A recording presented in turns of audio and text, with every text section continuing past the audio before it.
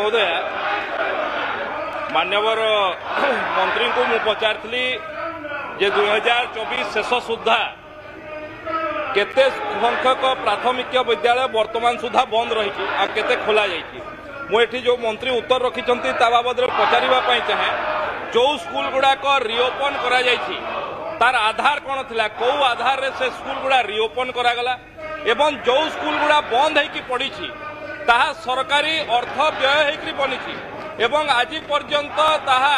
कौन कार्य रे लागी पारि नाही तेणु सरकार किछि योजना करिसंति कि जहा को कार्य रे लगेबा पई कौन योजना करिसंति कि जहा फल रे जो सरकारी अर्थ अपव्यय होछि ताहा ठीक भाव में व्यवहार होई पारि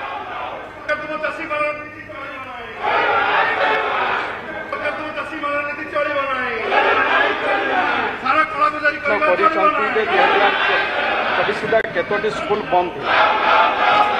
प्रकृत में राज्य में समुदाय 4619 संख्यक प्राथमिक विद्यालय वर्तमान सुधा बंद रही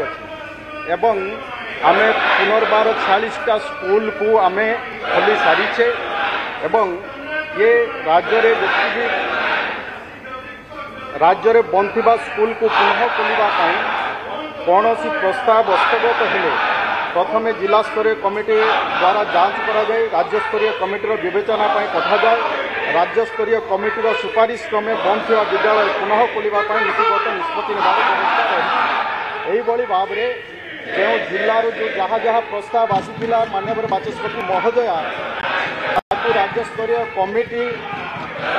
तार राज्य स्तरीय कमिटी सुपारिश